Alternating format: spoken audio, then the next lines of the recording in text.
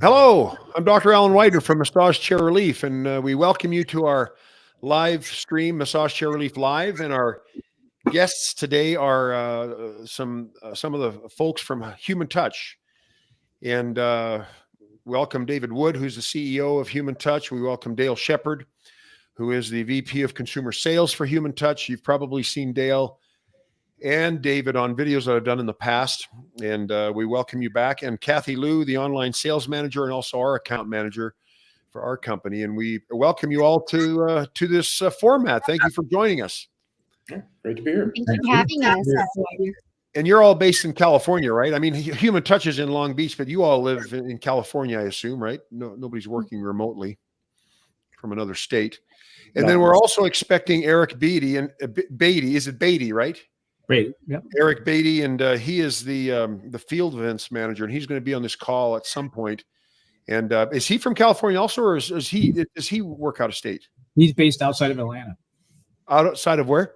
Atlanta. Oh, okay. So he's out of state. All right. Well, welcome. It's good to have you. And just to tell the audience, as you join us, if you put in the hashtag book into the comment section, whether you make a comment or not, we'll make a drawing for the second edition of my book, The Ultimate Massage Chair Owner's Buyer Guide, or Ultimate Massage Chair Buyer's Guide. And if you have any questions during this broadcast, please feel free to ask away.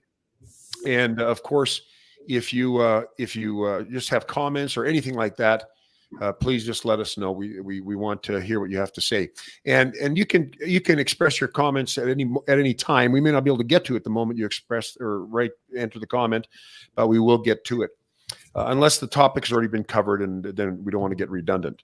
But anyways, welcome Human Touch, and maybe you could tell me a little bit about your history. I know that Human Touch has been around a long time. As a matter of fact, I think, if I'm not mistaken, they're like the oldest massage chair distributor in the United States.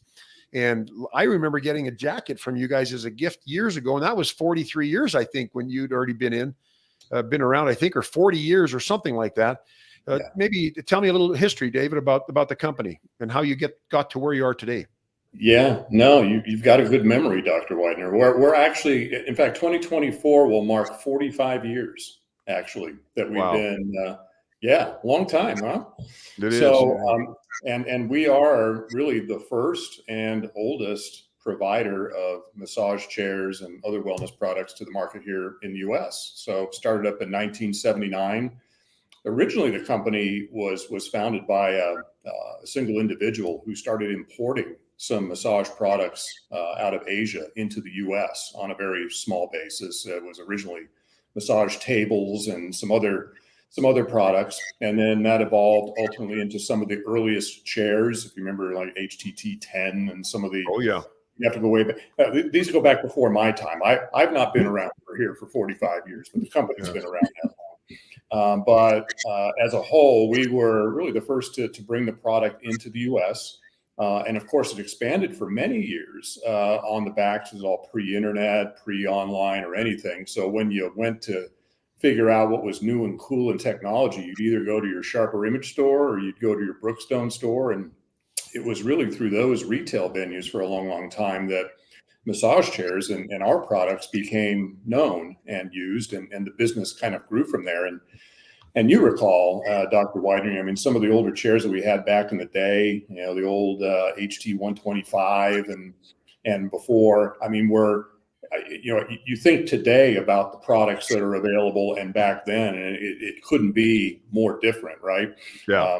They were wonderful performing products for the time, did extremely well in some of those older retail environments.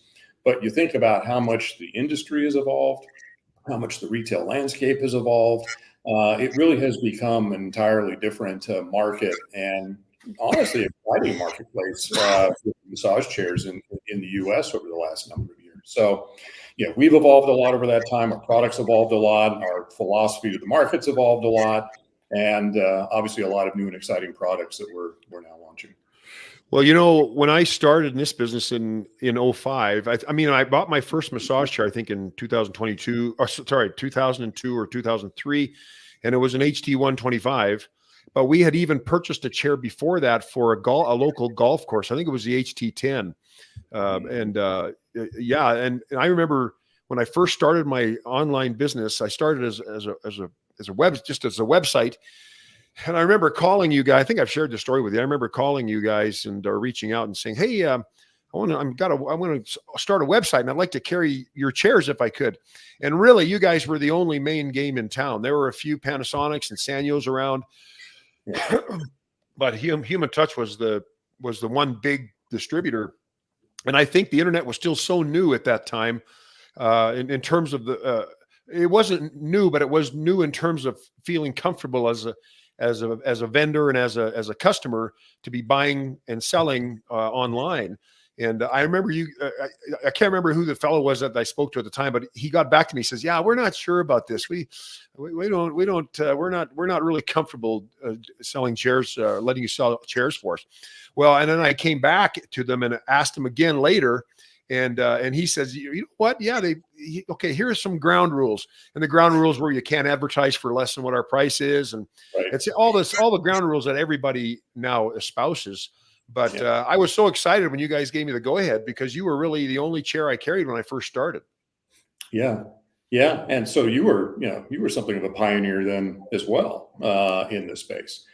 The one thing, if I look back on kind of the 45 years, there's a lot that's changed, but then there's some things that remain the same. Just back in the day when you were looking at these products in the Sharper Images of the world, it was all about engaging the customer in a way that really got them excited about what these products have to offer. It could be through demonstration and retail environment, but even today that's still true. But for someone like yourself, who I think does such an incredible job of really educating your customer, informing, really the industry of all the tremendous things that are going on, it's a value add, sort of segment of consumer business right now.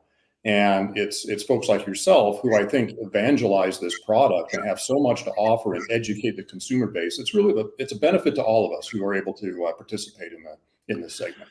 Well, the industry's just blown up, right? I mean, there's so many different types of chairs out there, brand names and off-brand names and retailers, and oh my goodness, it's an extremely competitive market now.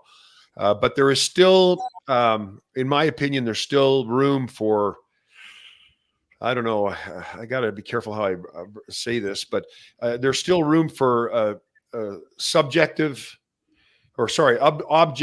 and objective education about massage chairs and about buying massage chairs and things to be aware of, because the massage chair industry, even though it's starting to become a little bit more modernized, if you will, the marketing and the sales of massage chairs was like the Wild West for years. It was just crazy. And it was just an odd, like there were anyways, it's almost like the industry's growing up now. And I think people are being held a little bit more accountable for what they're saying and what they're pushing and what they're and what they're trying to sell and tell us. But I think we need more of that, and that's something that I enjoy doing, is talking about some of those things that people don't think about when they're buying a chair. They just think about, give me a good deal, and that chair looks pretty online. And so it is evolving, and that's a good thing. Yeah. Well, and I know you speak a lot, and I've heard a lot of the commentary about it, because you're right. It's a very difficult market to try to sort through. There are just so many different products and a lot of imported products, varying service levels, various brand, support. You just don't know. But a lot of what I've seen you do through these videos, I think, really helps to educate the customer in what to look for, how to navigate the landscape, and ultimately make a good decision for them. So, I think you provide consumers a great service for that. Yeah, thanks. And I hope it continues, because I think it's very, very important. And I base that based on the calls that we get from people asking questions that are kind of, it makes us sick sometimes to hear them, because they're, I don't know, people got the runaround many times, and we're deceived in many instances too, or falsely advertised to, and we don't like to see that. And if we do it, we want to get called out on it, right? Because we want to make it right. Now I think Eric's, I can see. Yeah, he said he was waiting to. I'm trying. I've never had 5 people on before, and he's at the bottom of the thing there, and I can't get. the button won't reach his little image there. So Eric, I know you're on there. I'll get you on there shortly. Don't worry, I'm going to get you on there, but I don't know how to, I don't know how to do that yet. So anyways, you're teaching me a few things by having 5 people on the same bloody call. But anyways, Human Touch have you always been in Long Beach, or is that just within the last couple of decades? Or I know you moved because you used to be up on Cherry, I think, and now you're over by the airport in Long Beach. Has it always been there? Yeah, in terms of a main office, we've always been in Long Beach. You're right. We moved to a different facility 7 years ago that we're in today. And, and location wise, obviously it works well for us. We're not far from the ports, so it's easy access for a lot of the product coming in to be received and distributed. And, it's a fairly efficient and, logistically positive hub for us. So we plan on staying here a while. Yeah, it's a good place. And as a matter of fact, I remember during COVID visiting my store down there, and I can't remember if I visited you guys at the same time, but I went out on the coast, on the beach, and looked out on the horizon, and there were ships upon ships upon ships, all trying to get into that Long Beach harbor. You remember that? I mean, it was just backlogged. It was some ships were out there for 2 to 3 weeks waiting to come into the harbor, into the port. Yeah. And you're right there in the heat of things, that's for sure, in Long Beach. Now, the evolution of the chairs. Now, of course, we went from the HT 125, and then we went to the 7450, went to the HT 1650, later the name 9500, and you've always had chairs that were very aesthetically appealing chairs, but functional in any environment. Like the old HT 125 looks like similar to what you've got now with the whole body 8.0. The chairs that have blended functionality with aesthetics nicely. Because one of the biggest beefs that people have are these chairs are kind of ugly, and we get that, but they're so cool that once you own it, you kind of forget how ugly it is. Right. But how did you guys evolve from those types of standard looking office type chairs to or recliners like the old 1650? How did you come to the Super Novo? First there was the Novo, but how did you come up with that particular design? Was that because that kind of is that's kind of a bit of a pioneer for the pod shaped chairs, which now we see everywhere? Yep. No, it's a great question, Dr. Weidner, and actually you're zeroing in on kind of what was I would say kind of a strategic turning point for us. For 45 years, I think our products have always been associated, and we put a lot of focus and attention to great design, so that it's a product that looks terrific. And yes, for many, many years, really with an additional thought of how does this fit into a living environment, a living room, a den? How can we make this look like something other than a massage chair that then coordinates? And you rattled off several models going through the 1650, the 9500, and those were wonderful products at the time. And then there kind of came an inflection point where, as this market has evolved, and as many other technologies in the space have evolved from many different folks who are distributing chairs, the capabilities, continue to ratchet up with more airbags, with more sophisticated robotics, with all kinds of other features to give you an ever deeper experience. And the challenge for us was always, okay, well, if we have a product like a 1650 or 9500, looks like a club chair, it looks great. There's, because we put this aesthetic priority on it, it creates a set of limitations in terms of the technology that you can put into it. Imagine trying to put multiple airbags into a 9500 or then it becomes a Frankenstein product of sorts. Yeah. We kind of had to make a decision to say, look, there's a lot of people who like our products because of that living room aesthetic. So we're going to take our whole body segment of products and really try to sustain that. So if you want something that's going to look great in the living room, we have solutions for that. They may not have all of the same functions and features of some of the more sophisticated chairs, but we still have that solution for you. And we, by doing that, kind of freed ourselves into that Novo space. Right, where we said, okay, we still want something that's great design, looks fantastic. It may not go in your living room. It might go in your exercise room. It might go in your basement. It might go in, your office, whatever that is. And that's okay. But we wanted to be able to evolve the performance of the product with a little less restriction around the aesthetic in the living room. So that was kind of a divergent point for us to say, we need to do this in order to really provide the sort of experience we knew we could provide. Yeah. Well, and as I said, that design, the kind of the pod look, if you will, has become pretty standard. I mean, a lot of the new chairs come out with that same kind of style of aesthetic. So maybe you pioneered that. I can't remember if you did or not, but I remember the Supernova being, or the Novo being the first one that I saw like that, I think. That was pretty groundbreaking.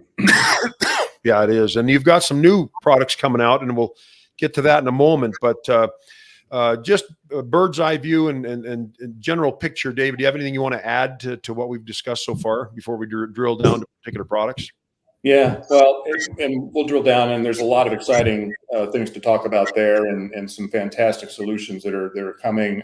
Really now, in fact, just this week, we're beginning to launch one of the two new products we'll talk about, and another one early next year. But I guess I would say it's been really a pleasure to be part of this industry now for a long, long time as Human Touch, and there's just been so much evolution with what we've seen, and kind of watched the move from these products as being kind of these interesting technology gadget sort of things that you once saw at Sharper Image to now something that's truly recognized as an important part of my overall wellness routine and part of my lifestyle. Yeah. And the fact that the category has really evolved in that way into now this big wellness segment, which is now $5.5 trillion market for wellness worldwide, and it's about $1 billion here, or $1 trillion in the U.S. It's really pretty remarkable. And so, even as we've been around for 45 years, the penetration or the number of homes that truly have this solution is still small here in the U.S.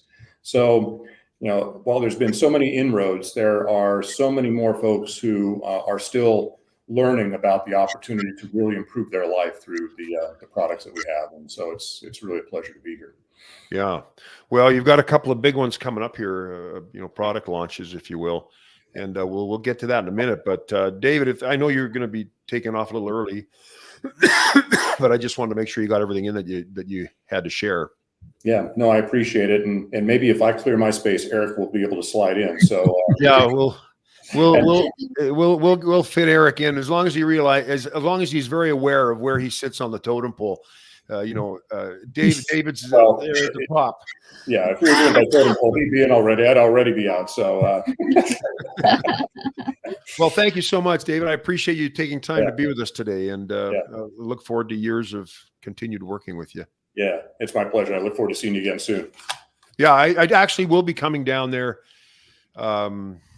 Well, I don't know. I thought it was going to be this month or December, but it's too crazy right now with the holidays, Black Friday, Cyber Monday. Excuse me, but maybe in the new year, get out there and come say hello. Yeah, that would be great. All right. Well, I'll leave you in the hands of these other folks here on talking about products. So I'm sure it'll be exciting. Thanks, David. Good to see you. All right. We'll see you. Bye-bye. Now, excuse me. Now we've got Eric on board, but Eric doesn't have a camera, does he? Oh my gosh. Are you kidding me? No. All that time you were sitting there waiting. Oh my gosh. Hey, Dr. Weidner, how are you? It's because you were so captivated by the discussion.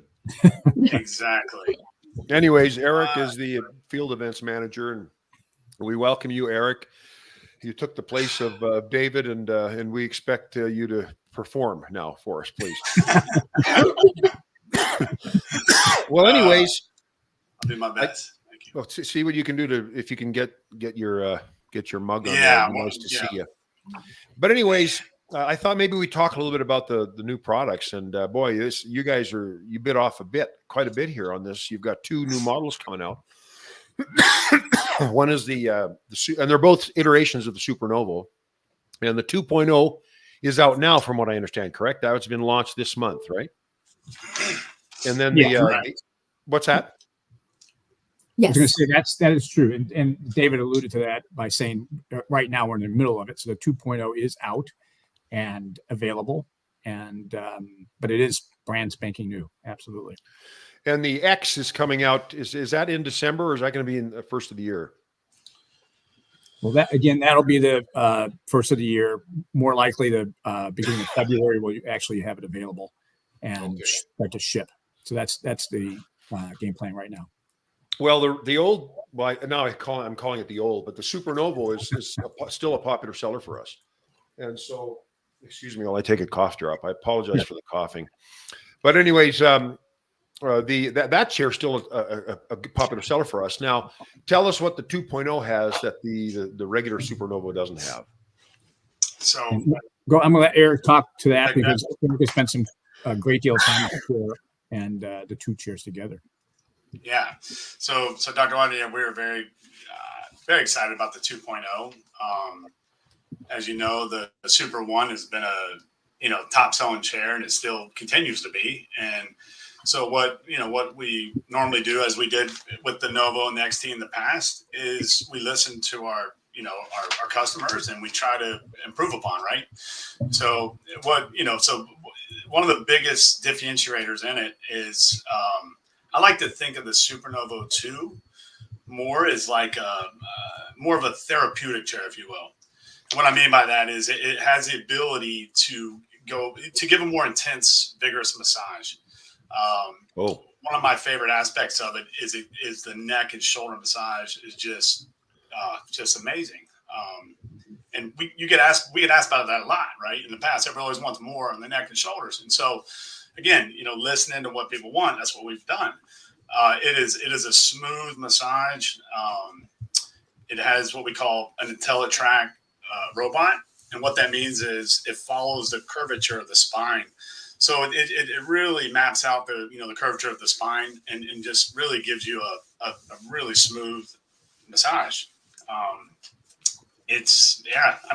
We had it at a show recently, and the feedback we've got was just tremendous. In fact, the guy has been looking at one for 4 years and decided to pull the trigger on the 2.0 because he was so impressed with it. Not to say he wasn't impressed with the one, but it was just that was what really pushed him over the edge because of the neck and the shoulders and the smoothness of it. So yeah.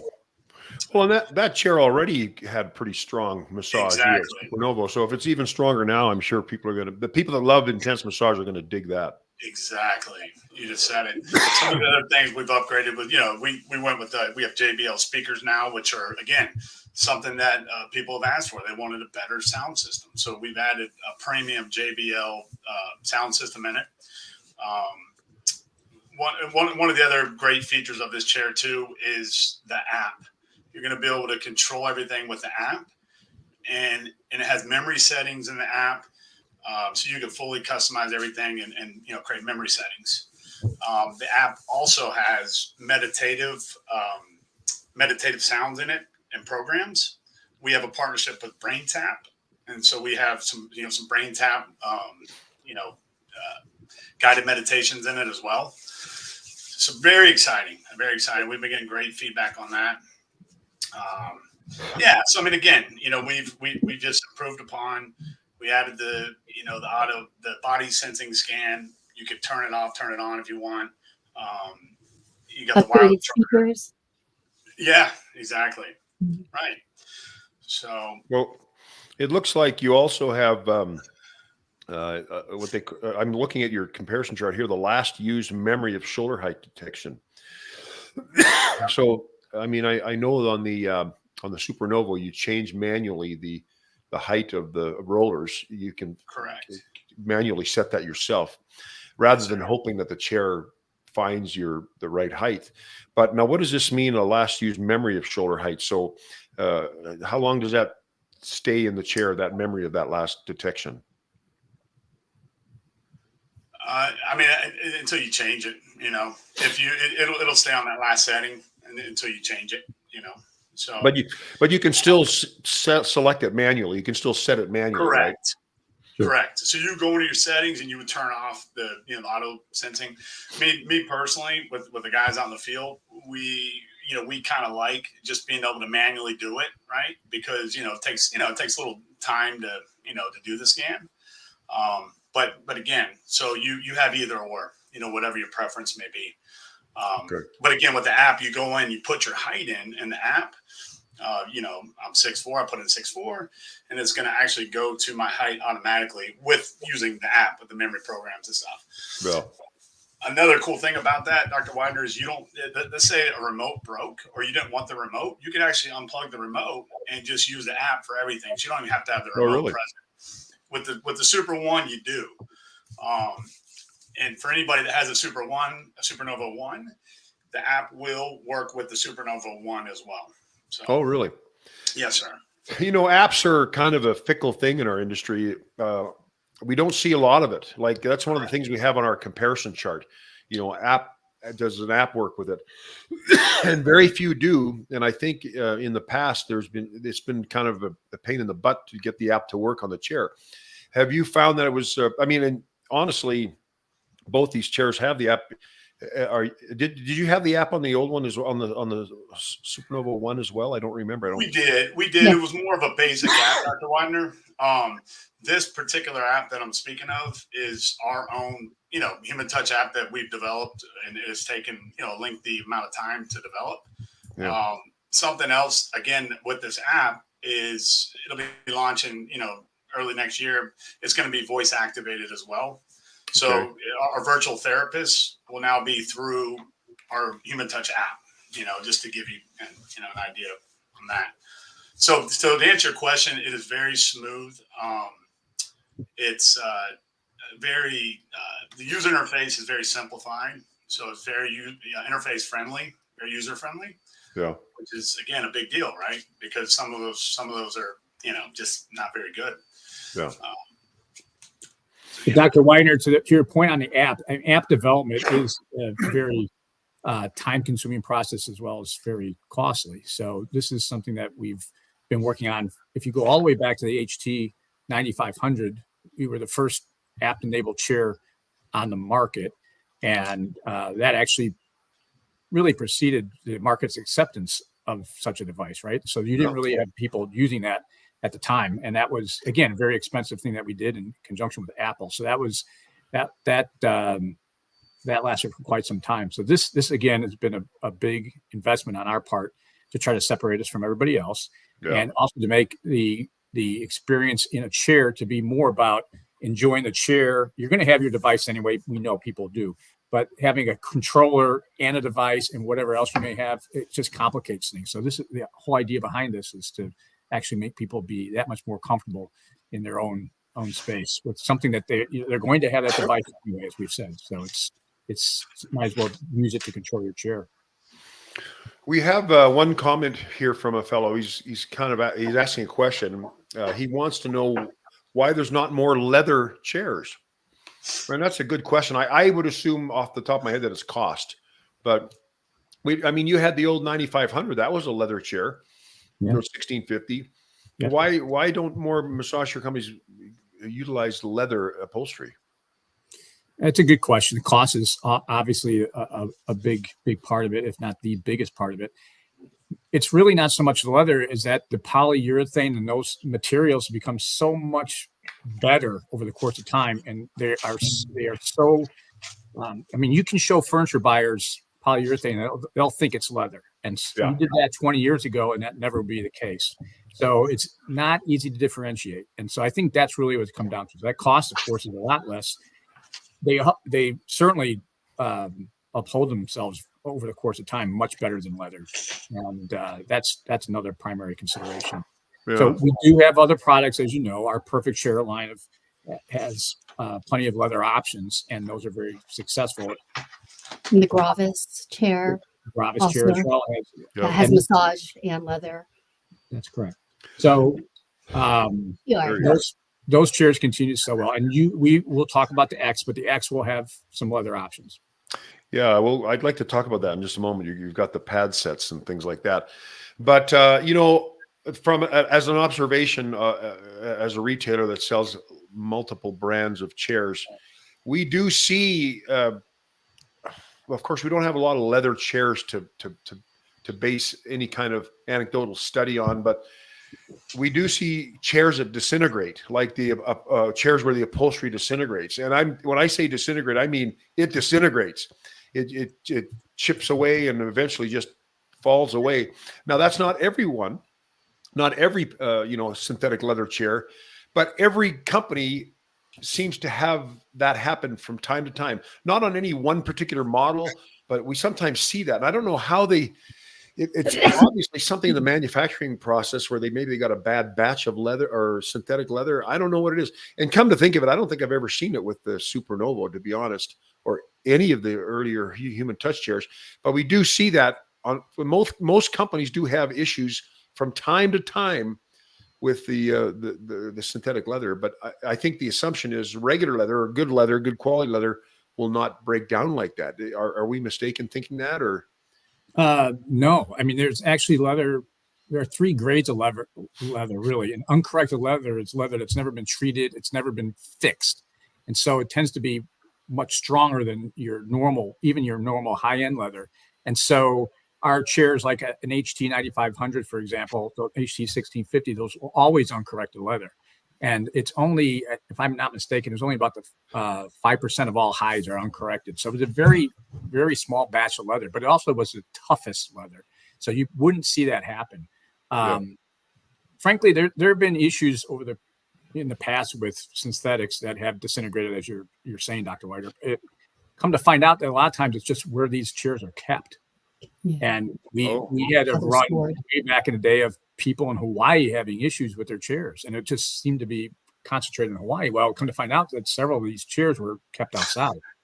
So we didn't know it at the time, but after spending time with the customer, and Hawaiians are great. They're very, they just tell you flat out, and they just wanted help. So and just really exposure to the elements, not rain necessarily, but just the sun and moisture is what caused some of those previous chairs to disintegrate, basically, like you're saying.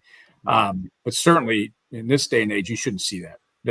The materials that are being used now, not just with our chairs, but with all chairs, it's really, really impressive what they've done over the course of time.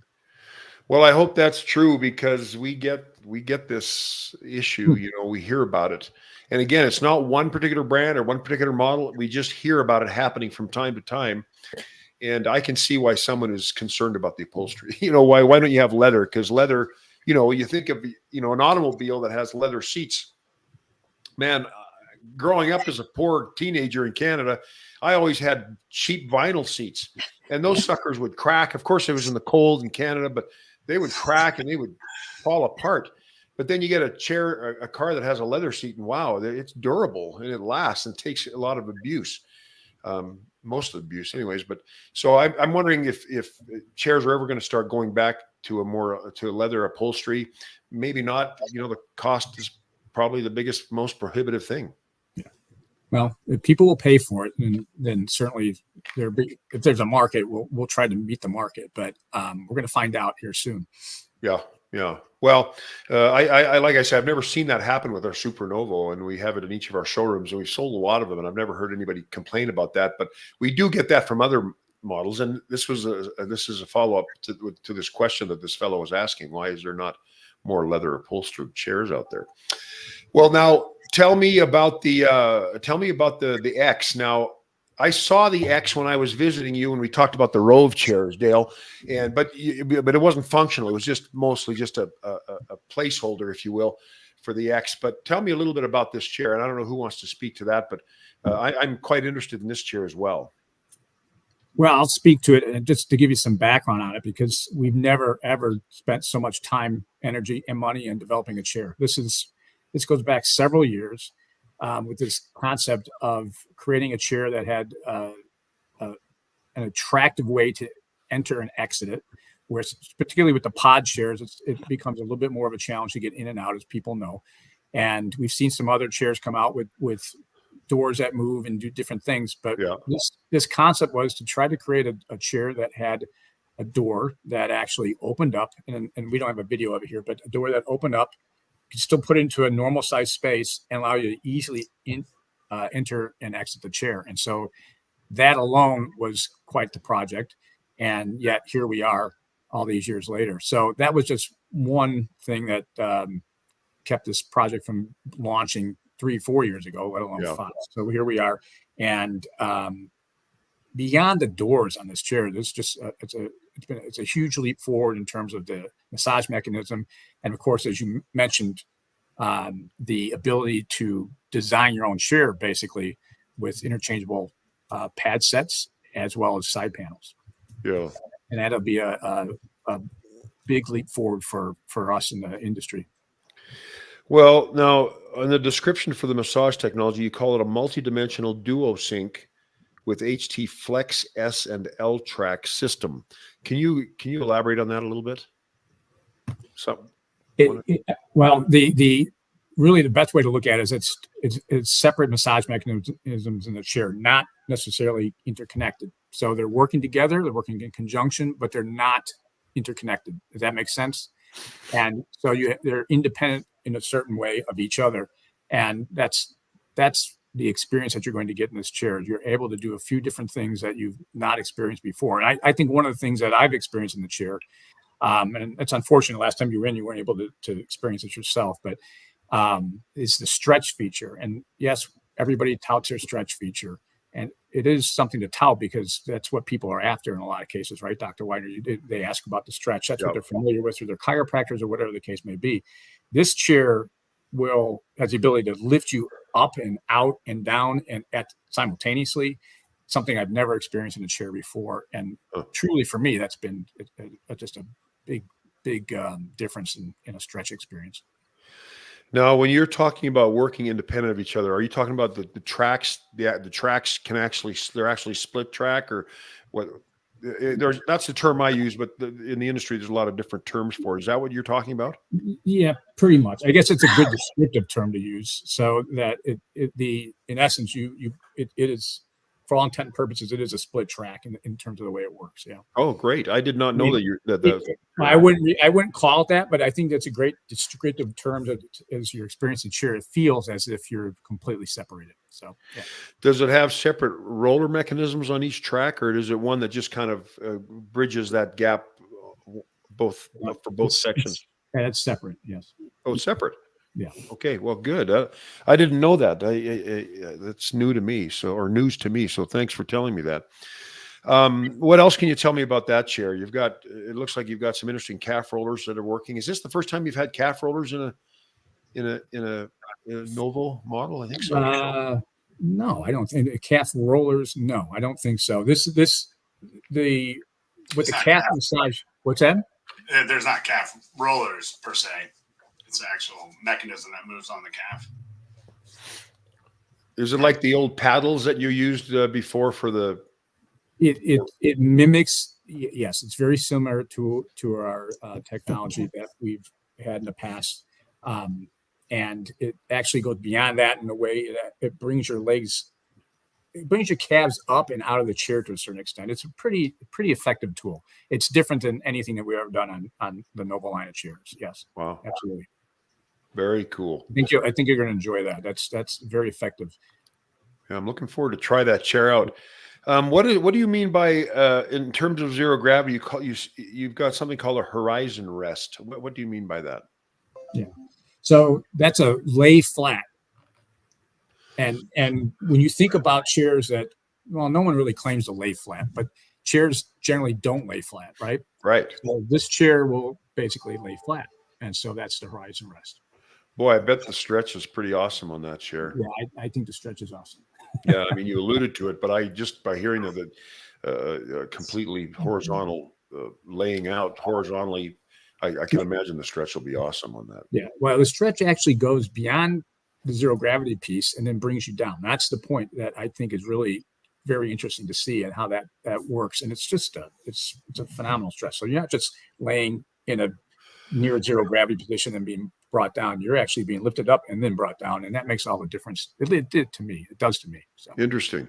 Yeah. Now with the armrests, you're saying they go up this way, right? They Correct. Up and out like the That's DeLorean correct. comes back, so it doesn't compromise any space saving that someone's trying to do. It will not, and that was a key features. They're not their typical. They're not gull-wing doors in that respect. They don't go out this way. They're completely vertical. So Okay. that's you just can't be in a small room. Yeah. Yeah. Can't be in your basement. P.S. You need a 12-foot ceiling in your home. No, you don't need a 12-foot. Yeah. No, I get it, but I'm looking forward to see it. In my mind's eye, I can see it happening, and it seems really cool to me. But I'm sure being live and being in it and seeing this work will be pretty cool. And of course, these iterations of armrests opening and closing isn't just to be cool for people who have severe back pain or are elderly and have trouble mobilizing and getting in and out of a bloody chair. Like like I have back pain from time to time, and it's hard to fall back into a chair when you've got an ottoman sticking out. And that applies to all chairs. It's very difficult sometimes. And to have the side entry, I think, is a fantastic innovation. I love it. But it wasn't just a cool factor, as you allude to, but it's the fact that it's more practical for people, as you mentioned, and it goes back to the beginning of these pod chairs hitting the market, is that has always been the challenge. There's always going to be that customer that struggles to get in there. It may not be you or me, but there's always somebody out there. So this eliminates that. Really does. Well, I love it. I think it's a great innovation, and I'm glad to see that. So you're really, as far as I know, there's only 3 chairs now, 3 models that have a side door or an armrest that turns into a side or slide or opening door. So I think that's a fantastic feature to have. Yeah. And the doors, they also still operate as far as they're incorporated to the massage as they normally are, the sides. You still have all the control operations in the doors as you do today with the size of the chair. So it's not just a door. It's still a functioning piece of the massage chair. So it's again, the amount of time and energy that we put into this. I can't say enough about it. Well, it's true. And then somebody will say something like, well, why didn't you just throw in like an arm roller or something like that? It's like, oh my gosh, you mean like we got to go back to the drawing board and start all over again? Yeah. It's not that easy. It's not like you can just a la carte a chair. But it's all in there. You do have massage, so it's still incorporated, even though that door moves. So it works very well. Now, I just want to mention for people that are watching, if you want to, in the comments section, put #book. We'll have a drawing for the second edition of my book, The Ultimate Massage Chair Buyer's Guide. Don't forget to do that, and we'll have a drawing at the end of the broadcast. Now, another thing I noticed was the gross weight of the chair is quite a bit heavier than the Novo 1 or Novo 2, Supernova 1 or Supernova 2. Is that primarily because of the door mechanism, the armrest mechanism, or where does that added weight come from? That's a good question. The doors actually aren't as heavy as you might think they are. But the chair does ship in multiple pieces, which is something we don't normally like to do. But this will ship in multiple pieces. The foot and calf piece itself is pretty heavy. So yes, there is definitely some weight involved. So you just brought up a good point. All the Novos always came in one piece. Now, how have you broken up the pieces on this? Is it armrests, ottoman, and chair body, or how have you done it? Yeah, arms, foot, calf, base. Right. And then we also have the pad sets themselves. So if you start talking about how you can select and choose your colors. Yeah. And so you do have a base color for the chair itself. And then you'll be able to select the interior portion of pad sets, as well as the exterior portion that go on the panels, so that you can match different colors. And those will be shipped. Well, they can be shipped separately, and they'll be in separate boxes. So the base black? Yes. Okay, base is black, and then you've got a pad set. And when you talk about pad set, you're talking about the pad between your back and the rollers, right? That's the part. Correct. That's correct. And so you've got black, you've got espresso, cream, gray, tan. One thing about Human Touch, they've always got good color options. I mean, it's most chairs are black, brown, and maybe a taupe or beige, but you guys have always had cool colors like that the saddle color on the Human Touch Supernova. I love that color, so that's what I ordered for all my stores. I think it's a great color. And now you've also got door panels. So is it the whole door panel that's a different color, or is there or the whole armrest, or is there a panel that pops into the armrest that has a different color? So the panel, exterior panel, is a different color. So that pops onto the sides, and it's something you can do at home. It's not something that requires, servicing. So it's something that if you down the road decide that you're changing your decor, you could order additional or different panels, different pad sets, so you can change the look of the chair. So, same thing that we do. People that are familiar with the Perfect Chair line, Yeah. I have Perfect chairs in my home, and I'm on my third pad set, and not from wear and tear, but just from decor. So Want it's something different. That's right. So the bases remain the same. That's a And great idea. yeah. Mhm. It's a But great again, idea. it from you talk about our different colors, and I appreciate that, Dr. Weidner, because we do think about colors quite a bit, and we do consult on the colors. The interesting thing is it's an investment, and so you're investing in inventory, and it's a very difficult conversation sometimes. How many colors can we support on a particular model? So same thing with this upcoming X chair. Well, black is the neutral color of the massage chair industry, right? So any variation of that is kind of cool. But what I just thought of was David saying his wife's an interior designer. She's probably thinking, golly, man, why can't we change the color of this chair? It just doesn't fit in our decor anymore. And that's where the idea has kind of been born from, is people saying, I've got this black chair, but now all my furniture is brown now because we updated. Is there any way to change the color without having to buy a new chair? And actually, this is a pretty cool idea, come to think of it. We hope that it's as successful as the Perfect Chair line in terms of people making those choices. And that's a good crossover idea. I like it. Anything else? Oh, the assembly of that chair, is it a difficult assembly? That's a good question. It depends. It's like most of the chairs that we do. You do it once, it's difficult. The second time, not so much. Yeah. And, well, I hate get it. Yeah, you understand. And as a customer, certainly there should be no expectation that you would assemble that yourself. But yes, you do it once, you understand. The second time is much easier. Well, there are some people that have a real propensity to being able to assemble things easily. I am not one of those guys. I need really good instructions. You know what I mean? Like I need like, and if you've got good instructions in the owner's manual, then it's probably fairly simple to do. I think, we do. I think we spend a great deal of time as a company on those use and care manuals and illustrations and making sure that people can understand what's written there. And we don't do it necessarily for people that do this all the time. We do it for that person that's buying it and setting it up for the one and only time. And right. I think that's been the case over the course of time. So what's the and I don't know if you know these numbers yet. What's the width of the body, the chair body? Like, can it fit through pretty much any door? The chair body with the doors off can. Yeah. Okay. Yeah. Now, on my head, I don't have that measurement of the width. I don't know if you have. Yeah. Well, of course, these are questions people don't think about when they're buying a chair, right? I mean, can it even fit through the front door or the door in the house that you're going through? And those are things that need to be always addressed at one point or another. Of course, you want to figure that out before the chair gets delivered to your home and you find out the guys can't get the chair through a door. But now, Eric, you actually are out on the road at the shows, seeing how these chairs do. You said you have the 2.0 out already. Have you had the X out at all for any kind of experimentation? Not yet. We have not.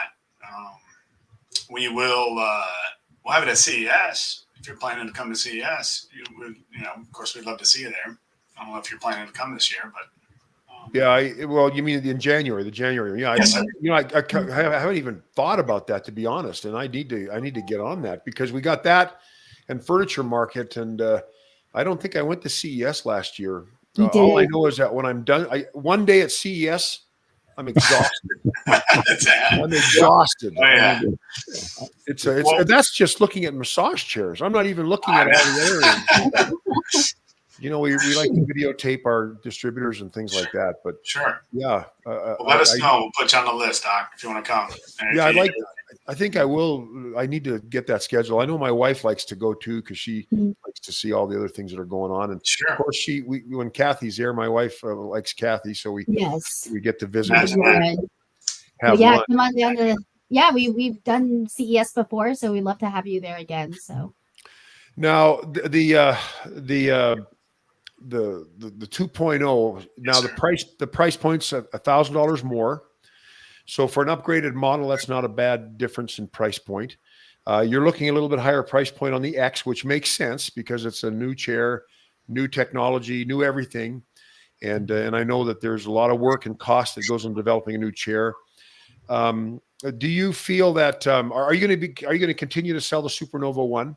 What are and I don't know if that's something you want to talk about. Is there a plan for that? I think the market will determine the plan for that. So we will continue to sell a Supernova One. Yes. Yeah. Well, we've got it in our showrooms, but I think we were probably going to we want to get the new stuff, right? Like Yep. want to get the new stuff. So we'll probably sell our floor models and bring in either the 2.0 or the X. But either way, I'm quite excited about it. Would you say that and Eric, you might be able to speak to this. Well, even though you're in a trade show and it's hard to hear this, but do you feel that there's one chair that's quieter than the other between the 2.0 and the 1.0? Great question. So the 2.0 is a lot quieter, actually. That is something that we noticed, and it is significantly quieter. Well, and you don't notice that when you're in a trade show, That's because correct. everything's noisy. But That's when correct. you sometimes these chairs when they come home, it's like, holy crap, this thing's noisy, like the hydraulics and creaking plastic yeah. but I was wondering about that because the 1.0 we've had it in our showroom for quite a few years, and it's been a very popular chair. But I've noticed that the chairs overall are getting quieter and quieter. Yes. So that's why I was wondering if maybe there's a shift also with the Novos. Yes, sir. But there's a conscientious effort put into keeping these chairs quiet. The good thing is when we're working with them in Long Beach, we actually are in a quiet environment when we do these, when we're working with the prototypes. But I think and Dr. Weidner, you know this more than I do, but I think there's a direct correlation between cost and sound. I mean, I think the more expensive chairs tend to be quieter because of the components. You know, what's interesting is when I first started with massage chairs, the basic massage chair was the 125, 135, and 136 from Human Touch, and they were $18.99. And I remember when I started my website, one of my dearest friends was visiting with his wife, and I told him what I'm doing. Hey, man, I'm starting a website. I'm selling massage chairs online, and they're $1,899, and they smiled. But he later told me, he says, when I left your house, he said, I thought you guys were nuts. Nobody is going to buy a massage chair, an $1,899 massage chair over the phone or over the internet. And it's funny because now the chairs are like 15,000, 16,000, and people are laying the money down for these things. And when people come in asking for a $2,000 chair, it's like, well, honestly, if you want a full featured massage chair, and you want a brand name like a company you can trust, you can't get a chair like that. You just can't. Now there's a lot of off-brand chairs that are like, $1,500, $1,800, whatever. But oh my gosh, you're crossing a bridge that has cracked planks, and that thing is going to go under. And you know what? When you try to get support, good luck with that. That's right. With the warranty or with even getting a hold of those companies sometimes. So it's amazing. And David alluded to this in the beginning, how the industry has changed so much. But man, if you want to get a good massage chair, you have to pay at least $4,000, I think, based on the chairs that we carry. We don't do this just because we just want to grind people for money and make more money. It's because I have a lifetime labor warranty. I don't want to sell crap that's going to break down regularly, and I'm going to have to pay for $250 service call, every year. And so there's a reason why we sell the better chairs. And one of our customers, Guy Gorney, he just made a comment here. He says, love the evolution of features and innovation in the industry. Lots of creativity from the quote unquote top tier companies. Assuming quality holds or improves, the consumer and the industry benefits. And that is so true because, a lot of people just import these chairs and they're just cookie cutter chairs. It's like, like clone homes in Southern California. You know what those are? It's like clone chairs. It's like they're all priced around the same. They all have the same features. They may look a little different, but it's all the same stuff. And people are bringing these cheaper chairs into, I get that they're trying to cater to that end of the market. But when people are, and $2,000 is a lot of money to a lot of people. Sure. I mean, it's a lot of money to me. It is. But if you're going to spend $2,000 and you end up not getting any support or any help, Yeah, if you it's have horrible. trouble, that's I feel terrible for people like that. Those are the kinds of calls we get quite regularly. But we just had a customer at this last show. Same thing. He bought one on Amazon. $2,400. 6 months later, it's broken. He doesn't know where to get it. He was asking us if we had parts for it. I'm like, no, we don't have parts for a generic chair. But I mean, again, and he ended up buying a Supernovo. So now that Supernovo cost him $12,000. That's it, or $12,500, whatever it is. So it's like, to your point. I mean, it's sad. You hate to see that because you can't blame people. Like you said, it is a lot of money for a lot of people, and it's like you can't blame them for trying. It looks the same though. It looks the same as what they say. They do look the same. It's hard to distinguish that online. A Ferrari kit car looks the same as a Ferrari, but guess what? It's not a Ferrari. So anyway. And the features look the same. Yeah. Oh, that's an L track. This is an L track. This has foot rollers. This has foot rollers.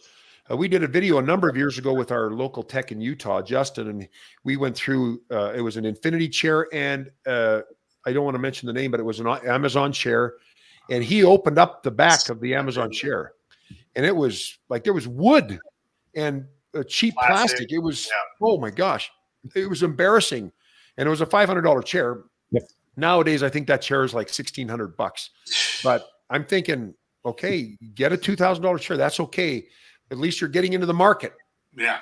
But don't have high expectations. Like there's going to be a huge service department, and they're going to have a warranty where they're going to come out to your home and fix the chair because the parts might be half the price of the chair. So it's a tedious market, and people think that we sell the high end chairs because we're just trying to make money off of people. It's not. The reason is because I have a lifetime labor warranty. I want chairs that will not break down because I got to pay for them for as long as they own it. And but then we have a comment here from another customer, Joseph. He says, better chairs, better quality, matched by great customer service from Dr. Weidner. And that's true. We give good customer service, but the massage chair company has to give good customer service too. It doesn't matter that we're on top of it if the massage chair company's customer support sucks. And we see that from time to time too. And I know it's very fluid because companies have to fire or lose people. I don't mean fire, but they lose people and they got to replace them. And sometimes customer support departments struggle catching back up. But we know the premium companies like Human Touch, like Daiwa, like Luraco, like whatever, they have Infinity, they're going to get their customer support working.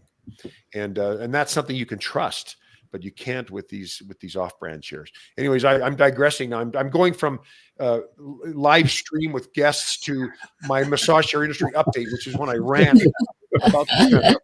I didn't mean to do that. But That's it's what never people bad. follow you for. It's great though. It's great to listen to your passion and we love being here to share with you. Is there anything else that we haven't covered yet that you guys want to discuss? Well, I just mentioned on the low end chairs that we've been talking about, there is something there though, is getting people exposed. And it may be a miserable experience like Eric's describing, but those cheap chairs, they do get people exposed to the concept of having a massage chair in your home. So we have all benefited from that to a certain extent, right? Yeah. You certainly benefited, but you've been providing education to people for all these years. And that's what people seek then after they have this horrible experience, or maybe they've had the horrible experience. So that's a testament to what you've done over the course of time to bring people up to another level when it comes to these products. So we appreciate that. Well, and it's not, thank you. And I take the role I take in the industry, I take it very seriously. I want people to be well educated when they buy a chair. And I don't want to come across as a shill that's just pumping chairs that we make more money on or whatever. We carry the brands that we do because we carry the brands that we do because we know that there's going to be good customer support. Sherman just asked, what is the main difference between a cheap chair and an expensive chair? Well, that we've kind of touched that, but in your estimation, how would you, now when he says cheap chair, I'm assuming he means cheap in price, but there's also cheap in quality, Yeah. like the build. Well, they're probably hand in hand, right? I mean, the noise is one of them. That's the first sign that a chair is cheap, is if it's loud. And I also think, and Eric and Kathy, you may have a different opinion. I also think that when you're in a massage chair that's cheap, you're basically getting the heck beat out of you. There is no smooth operation, That's smooth. Yeah. and that's a telltale sign right there. So you're getting beat, you're not getting massage, and so that's the major difference to me. That's a great point, Dale. And that's what we hear when people say, when people come sit in our chairs, they're like, wow, this is so much smoother. It hits the right spots. And like, well, yeah, I mean, that's, again, it goes back to you get what you pay for. I mean, and what you said earlier, Dr. Weidner, about the plastic components and, and the lesser expensive chairs. I mean, again, it's you get what you pay for. I don't want to say that in all instances because people do rip people off sometimes, but I'm just, in reality though, you get what you pay for. I mean, Yeah, generally speaking, you get what you pay for, and unfortunately, the cost of production's gone up, the cost of design, cost of engineering, cost of molds, everything has gone up, so it's going to be more expensive. But man, when you have a massage chair and you hear the chair make a funny sound, and then you look under your chair and you see wood chips on the ground, that is not a good sign. That's a sign of a very cheaply made chair. Or if you have rollers like foot rollers that are literal rollers, or you've got a little disc that's just spinning around, you know that the quality of the rollers is better. As a matter of fact, that chair we sat on, that one from Amazon, it didn't even have a full track length roller. It was 2 rollers. I think there was 8 of them down the back, and some of the areas weren't even covered because they would spin and they wouldn't even cover. Some of the area was not covered. That, Sherman, to speak to your point, and that is such a good question, Sherman. Those are the kinds of things that people don't see. All they see is the price. And then also, if I can just enter again, 2 bits worth, the customer support. Do you have, does the chair company have an in-home service warranty? Do they have parts availability? And then of course, all companies struggle with having a completely full parts inventory. It's fluid, I know, but do you have to wait 6 months for a part? Do you have to buy a whole new chair because they don't have the parts anymore? And is there any program in place for you to replace that chair from the company you got it from because they discontinued a model and a new one's come along? I know Human Touch has had programs in the past where if they have a chair that's out of like dead, as we call it in the industry, or discontinued and dead, and what happens if they can't get parts for their chair? Well, Human Touch, I remember for a couple of my customers, offered a new chair at a very, very reasonable price to make it affordable for them. But there's some companies that have no customer support.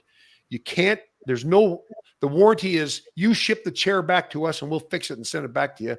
That's going to cost you hundreds and hundreds of dollars in shipping. So there are a lot of things that come into play with regards to a cheap chair and an expensive chair. That's true. I would encourage everybody to watch that video that Dr. Weidner did. Maybe you should pin that to the top, Doc. That's such a great video you did with your technician. And we probably need to do another one. As a matter of fact, I would. If you do, you'd be my hero. I love it. That was a great video.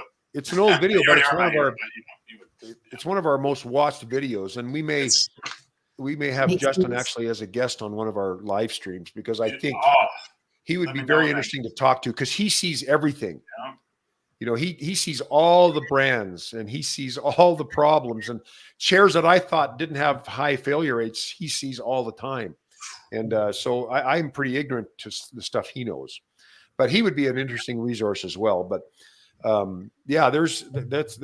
that's good content, and it's just trying to convince people we're not just trying to get rich off of selling you high-end chairs.